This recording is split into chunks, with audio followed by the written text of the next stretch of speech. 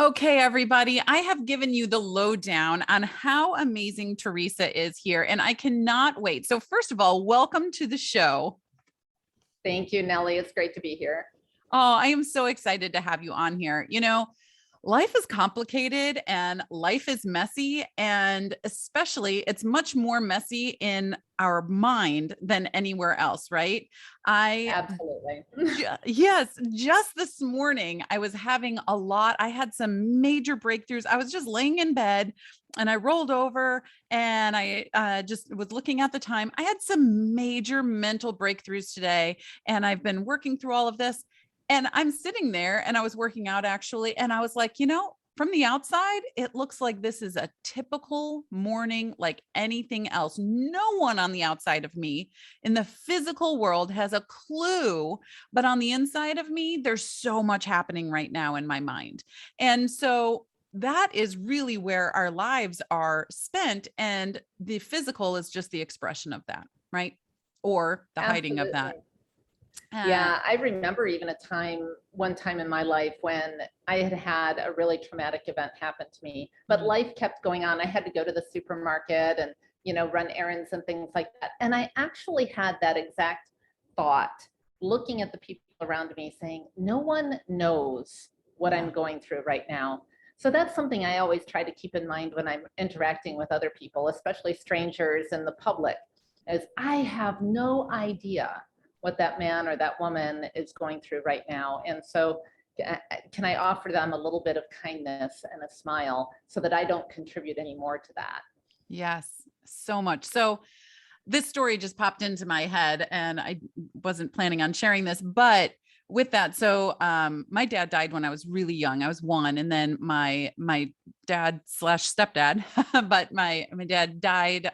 My mom's second husband died in 2012, and one of the things they liked to do was go to the casinos in northern United States, and so when they live about 1,000 miles away from me, so we went there obviously to help with everything going on. And after the funeral, they decided they all wanted to go to the casino as kind of like this memorial, as this. So I'm at a casino, which I normally don't go to. I'm not against casinos or anything. I just don't normally go to them, but they do. And so they were walking around and I was looking at them and people looking at them and saying that exact same thing. Like they have no idea we just came from a funeral. They have no idea the anguish that we've been in for the past few days. And what I did is I sat down. This was again in 2012. I sat down in the, I don't know, food area, and I wasn't too interested in doing the slots or anything. And so I just started having conversations, and it was this 2-person table, and random people would just come and sit down because it was a crowded area. Can I sit here? And I'm like, yes, of course. And I was at that time, actually, I was going through the Bible for the first time. I was a brand new, baby Christian at that time, but I was going through the Bible and I had the Bible open, which is not normally something you see in the middle of a casino. And Right. so, and a journal. And these people would sit down, and I had the most amazing conversations with these people and finding out about I don't know. They just sat down and we would just engage in this conversation. And I had 3 people that sat down with me that day.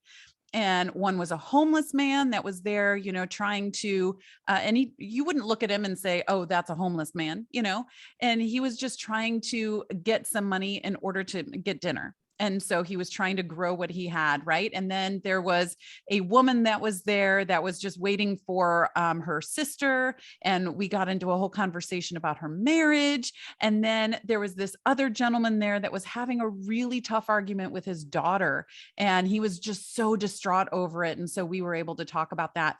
And I'll never forget that day. It was such a gift of a day. But to your point, and our point, what we're going to talk about today, you never know what's happening on the inside of somebody unless you dive in and have that bravery to ask and the bravery to stay in the conversation. So Exactly right. We don't tend to do that very much in the Western culture. I live in a culture where you do tend to talk to strangers a bit more. And when I am in the United States, I always have to remind myself, oh yeah, you can't just engage anyone.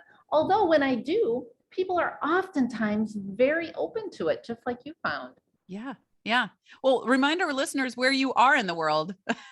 Yeah, I live in Juba, South Sudan most of the time. That's in East Africa, just to help people who don't know about African geography very much.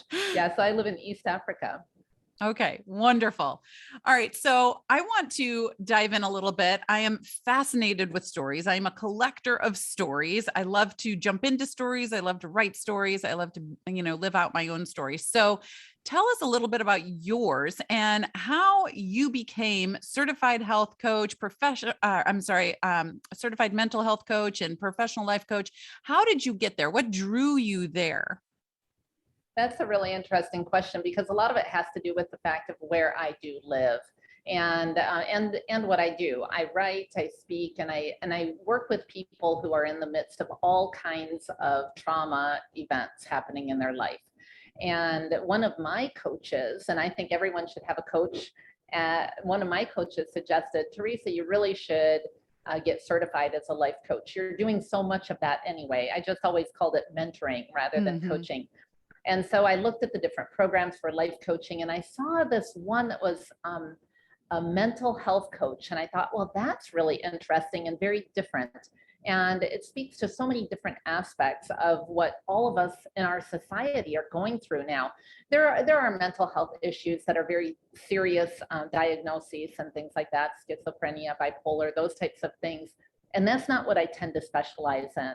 What I do tend to specialize in more is that anxiety, depression, PTSD even, and those things also are very serious, and they seem endemic in our society nowadays. We just don't seem to have healthy mechanisms for coaching or for what's that word? That for coping, for coping with the things that are happening to us. And it is a world where there's just a lot of trauma, and we're exposed to so much through social media. We're so connected in the world, and so we need a way of coping, and that's definitely true in South Sudan. In fact, I've read statistics that say actually everybody in South Sudan has been touched by trauma. And that's a scary statistic to say 100% of the population has been traumatized and is dealing with at least some level of PTSD. That's huge. But as I went through my training and then started interacting with other people in the West as well, trauma happens to everyone in their life at one point in time. And it doesn't have to be such a huge event. It could be. But a loss is a loss, no matter the cause or the loss. And so you may have a loss that to me would be nothing, but to you, it could be quite significant. And you have to have some coping mechanisms to get through those losses. Right. And so my story as to how I got into it, that was the question. The story is because of my experience here in South Sudan, and then the recommendation from my coach that I get that life coaching certification. After I finished the mental health coaching program, I decided then to add on to that the life coaching because of what I just described. Those things go hand in hand. So it's been so helpful in my own life. I coach myself first, but then I also have other people coach me, because you cannot give someone something that you don't already have. Oh, absolutely. Absolutely. It's if you want to pour out onto others, your cup needs to be full. And so I think that's interesting, living in a society where it is stated and known that 100% of the population is living with trauma of some kind. And I would agree that almost everybody in the world and many cultures are living with some kind of trauma. And I know in my trauma that I've lived with sometimes, that was a sticking point for me in kind of the other side of the coin. I'm like, I have this trauma, but my trauma is not worthy because that person's trauma was so much more. So don't be a crybaby, lift yourself up by your bootstraps and let's go, and just bury it down real, real deep, And so there's so many different perspectives to see in a world that has so much trauma. And we do need to keep going. That isn't, we all can't crumble to the floor in anguish every day. We do need to keep going, but we also need to be able to recognize what's happening on the inside of us so that we can deal with that and move through it instead of just burying it, because they're like the gophers, right? It always pops back up, always pops It'll back come up. up. Yeah. And trauma is cumulative. Stress Yes. also, just everyday stress is cumulative. So even if you don't have a big traumatic event that happens in your life, daily stress will accumulate over time and then can reach the point of crisis if you don't have a way of managing it, if you're just stuffing it and ignoring it. Absolutely. Yep. Okay, so I want to talk a little bit about what you've seen, trends that you have seen in your work, that you've read about, that you've just witnessed in the world, trends that you've seen people struggling more or less with over the course of your career, and kind of where we're at right now, a temperature gauge, if you will, of where we're at right now. Well, all trends come in different kinds. There are positive trends as well as negative trends. And one of the positive trends that I really see happening in the world right now and in our culture right now is the transparency that people tend to have in their lives. When I grew up and was younger, it was very much a culture where you put on your brave face before you went out the door. You had to smile and pretend everything was okay, even when it wasn't. And certainly there's still times when we all just have to do that. But this is a culture today where people are a little bit more empathetic and understanding that people are going through different things. And people tend to be a little bit more transparent about some of the things that they didn't used to talk about. One of the things we see in statistics is things like sexual violence. It seems to be increasing. Whether it's increasing or not, I don't know, but certainly people are talking about it, whereas before they didn't talk about it. And so that's the good side. One of the good things is that we have more transparency. We're able to be a bit more vulnerable about where we are and open about it, and expect less ridicule from society as a result. So people tend to be more open and accepting with people, regardless of where they are. On the other side of that, we are also in this increasingly anything goes type of society, and everything is okay. And we really have a difficult time finding that measuring stick for which we can measure truth, for which we can measure morality, and for which we can measure even success. Because when you have this anything goes thing happening, that's actually one of the challenges that young people have today as they're growing up, is knowing when they have reached that age of capability, that age of being all right in the world, because you don't even have to reach a point of being successful and independent, because it's okay if you're not. And so that's one of the challenges that we have. What is a positive in one sense also can be a negative, where just everything's okay. Yeah. Yeah. And so I have 4 daughters right now who are all in the second half of childhood. So I have 12, 14, 14, 16, and we definitely run into that. And we've been through every kind of schooling program there is. And that is one thing that we keep running into over and over again, is that measuring stick of morality, truth, or like even justice and judging, right? Like, so many, I keep saying this and I keep seeing this, and we serve out in the public with a bunch of kids that are in the second half of childhood as well. And it's the don't label me, don't label me, don't label me. Everything is okay. By the way, this is my label and this is who I am. By the way, it's going to change 3 times until, before Thursday. And it really is so difficult for kids today. I feel like, with everything recorded, everything is, being screenshotted. You can't make a mistake without it coming and biting you 2, 3, 4, 10 years later. And, people are running into trouble that we never would have run into before had our lives not been always recorded, which is a dangerous place to be, for sure. And so I resonate with that a lot. I have seen that trend happening of everything is okay. So the parent needs to step in then and sometimes play the bad guy, so to speak, or that's the way that the kids perceive it as. Well, everything is okay out there. Why are you trying to put boundaries on me in here? Right. You know, it used to be there was a really limited number of influencers in a child's life. And the number of influencers in an individual's life at any stage of life is immeasurable now. You can't even count the number of people who are speaking into the life of your child.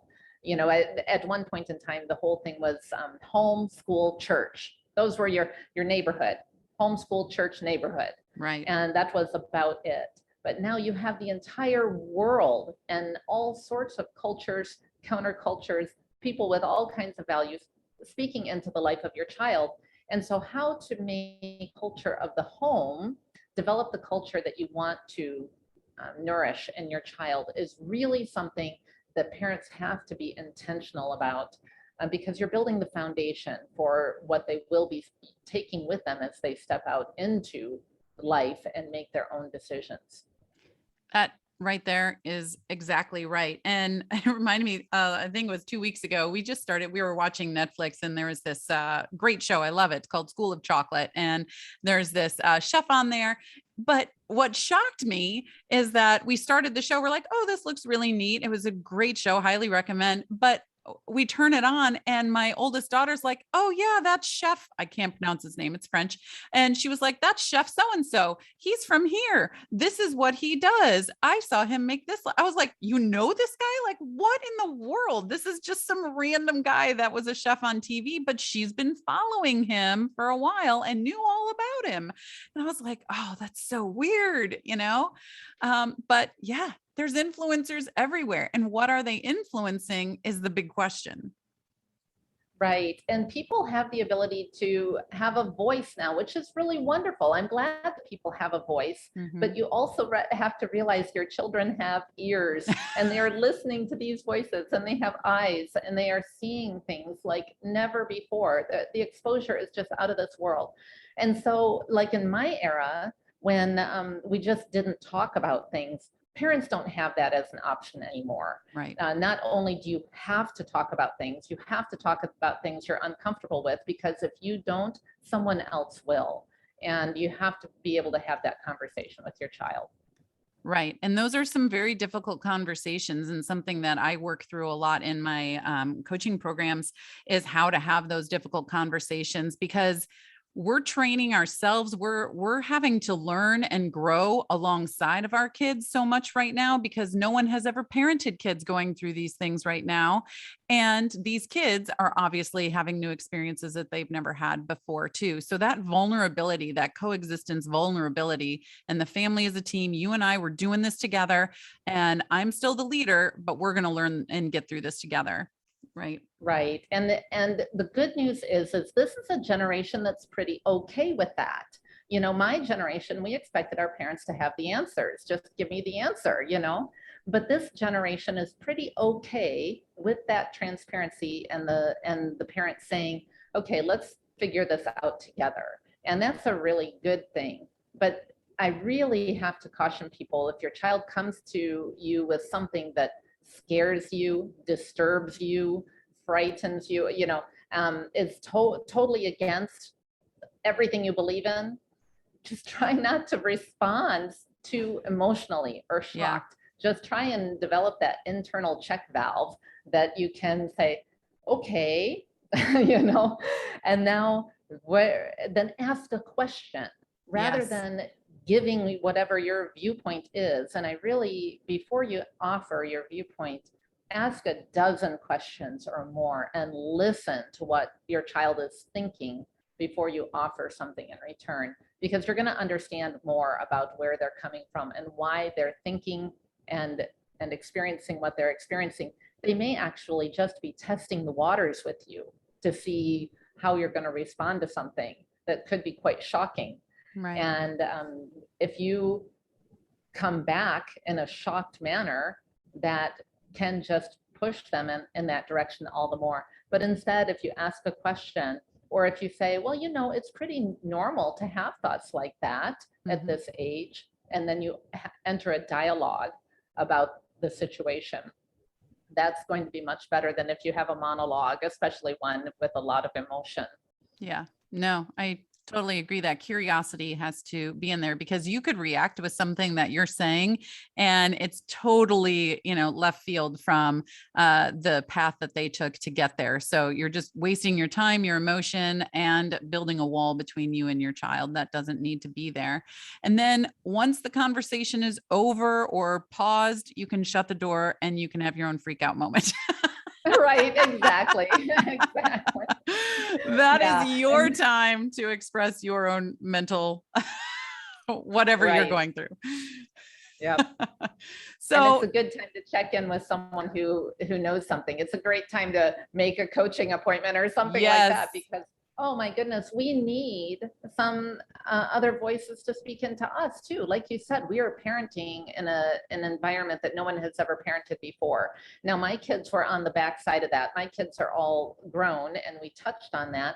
But they're also young adults right now in their early to late 20s, some in their early 30s now. Wow, I don't know how that happened. They've almost caught me.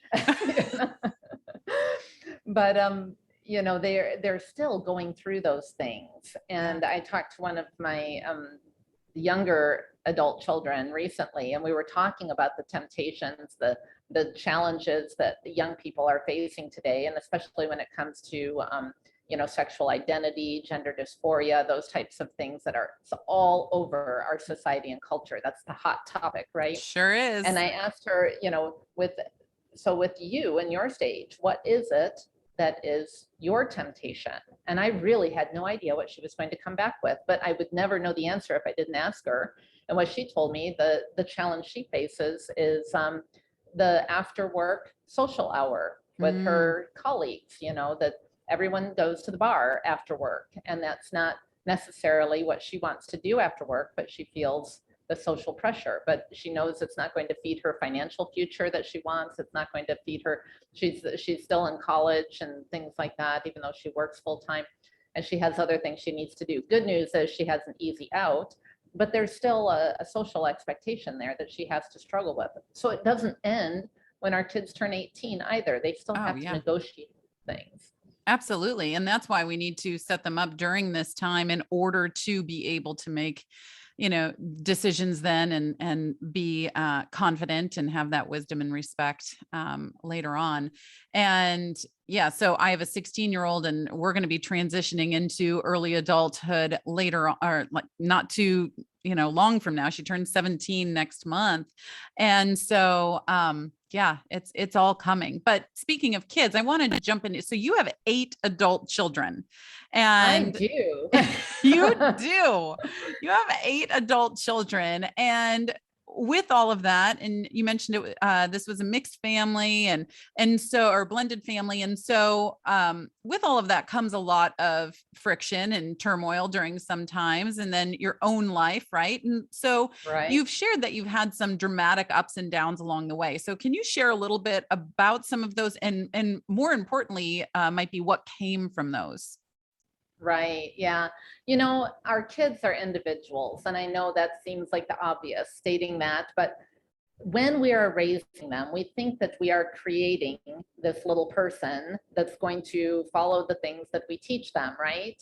And we do a lot of molding and shaping and teaching. And then all of a sudden, they have their own ideas and thoughts, and they begin expressing them, and then they begin acting on them.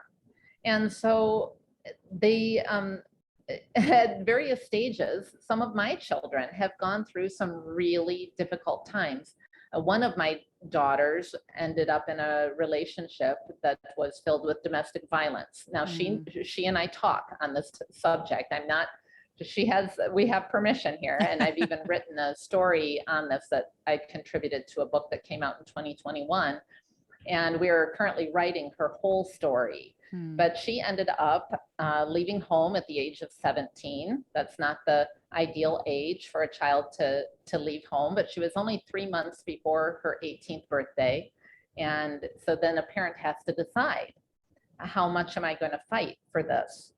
Because am I going to fight to keep her in my home for 3 more months? And that's different in different states, even what is the legal age of majority. Right. Because we're in Michigan, where I was living, even though the legal age of majority is 18, If your 17-year-old runs away from home, you're not going to get any help from the police. They don't bring a 17-year-old home.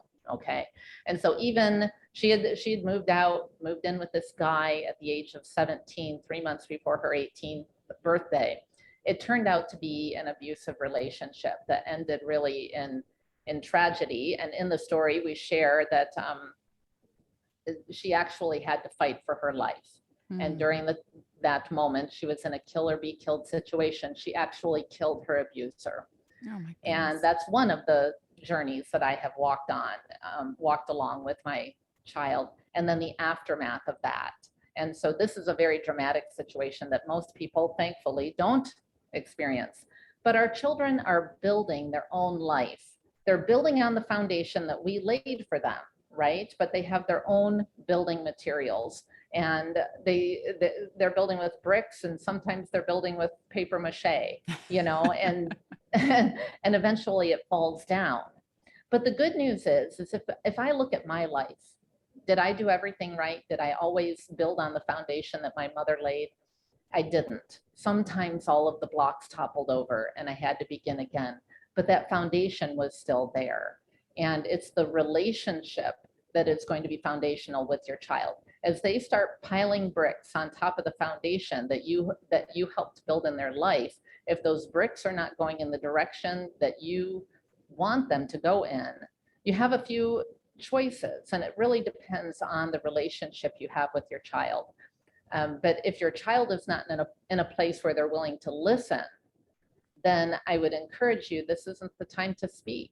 That doesn't do any good to talk to someone who's not going to listen to you. And all you're going to do is build a wall between you and your child. It is the time to keep the door open and your mouth shut at times. Now, if your child is building something wonky and they're willing to listen to you, great, have those conversations. You have to create environments that are going to build the relationship, because you're no longer in a situation where you can send them to their room, where you can make them at least sit there while you talk to them. That's not the case anymore. They are people who are adults, whether or not you agree, they're adults, and you have to now earn the right to speak into their life. And that's a very different situation than what you had just shortly before. Oh yeah. And absolutely. This is, I work with parents and with kids in the second half of childhood because, and I think I mentioned this before, I view it as in the first half of parenthood, you're building for them, right? You have those very, very basic foundational pieces that you're really putting in place. And then, later elementary, they start having experiences outside of your life, right? They start having friends, they go to sporting events, they have different things that are happening at school that you're not as involved with as you were when they were in, say, second grade, and you got a note home every day with what little Johnny did or what have you, And so you have to pivot to building with them. And that's a parenting transition that can often be hard. And a lot of people, I know that when I was, a long time ago, when I didn't know about that transition, then I thought it was just childhood for 18 years. And then there's the first transition of parenthood. Not the case, right? We have to build for them. Then they, like you said, start having those opinions. They start having ideas. They start adventuring out on their own, testing the waters and things. And then you build with them. And that doesn't mean that you're still not the parent. You're the guide, you're the leader there. But if you don't incorporate them in the building with them, then they're just going to say, yeah, never mind. I'm not in second grade anymore. You can't rule me. You're not the boss of me, right? You get all of the typical things coming back. So you really have to go in as a team effort and build with them in order to prepare them for adulthood. And then it keeps going. Yeah, exactly. And you have to prepare, because there sometimes are seasons in life where you're not even able to build with them.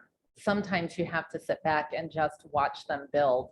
And, for me, that's when I drop to my knees. I'm a praying person. Sometimes that's all you can do. Yes. And wait, pray and wait. And you know what I pray for, though? What I pray for is in those moments when I cannot speak into the life of my child, I pray that someone else comes along who can speak into their life. Because looking back again to my life, my ups and downs and rights and wrongs and all those things, it wasn't always my mom who spoke into my life. Sometimes it was someone else. And hopefully that foundation, when all the blocks come tumbling down, or some of the blocks come tumbling down, that foundation is there and the child will come back. And I will tell you what has happened in the life of my daughter, who went through this incredible tragedy, is that today she is an advocate for people who are in oppressive and abusive relationships, both men and women. Some people might think that she would be all girl power and stuff, but no, she'll actually call women out and say, you know, that's not the right way to treat another human being. She is about respecting people as people, and she's quite an advocate today. And as she continues to heal, her voice will be stronger, and she has a story that she can really share with people. But it's a healing process that doesn't happen overnight. Oh, yes. I know that. Okay. So I just want, before we close out today, we've had I have page of notes here. I can't wait. So I want to just see if there's any quick tips that you can share for in your line of work that people can maybe enact right now in order to try and pivot for the better, try to open up, try to recognize what's happening internally so they can start living through and going forward a little bit better today. Yeah, I think that first thing that I said about earning the right to speak into another person's life when you're talking about adults, you know, and that begins back though before the kids are adults. Are you communicating with them with respect and working through things with them before? Because if you haven't laid that good communication foundation when they're younger, don't expect to all of a sudden have that just because they're adults. The other thing is to give yourself a little bit of grace. None of us are perfect parents. You know, we are learning, as you said. I told my oldest daughter she was the test model. Sorry, you're the experimental one. And I had to try everything out. The thing is that they're all different. So each and every one of them has turned out to be experimental, you know? Yeah. So give yourself some grace. You're learning and growing too. And don't expect to do everything perfect. And apologize when you need to apologize. An apology can go a long way, but don't assume that it's going to be received right away. And then in those cases where a child has become distant and withdrawn, know that this is a season of life. It likely will not last forever, though it may seem that way. And so you just continue to pray, to keep the door open, whatever your method is, keep the door open. And remember, you can't talk to someone who's not willing to listen. And so you have 2 ears, 1 mouth. You should be doing twice as much listening as what you do speaking. Yes. Oh my goodness. Thank you. That was amazing and such great just work there for reflection on what's happening in parenting right now, casting vision to what that could lead to in the future, and being able to establish that foundation of communication, right? And you're building in them that confidence, respect, and wisdom to help them become even stronger adults. Well, thank you so much for being here. Thank you for all of your ideas in your heart and just being able to share your own experiences and help others along the way. Thank you, Nellie. It's been great. All right, everyone. Thank you so much. And I will see you next week on the next episode of the 6570 Family Project, where we are building our kids day by day to help them become even stronger young adults in the future. I'll see you later.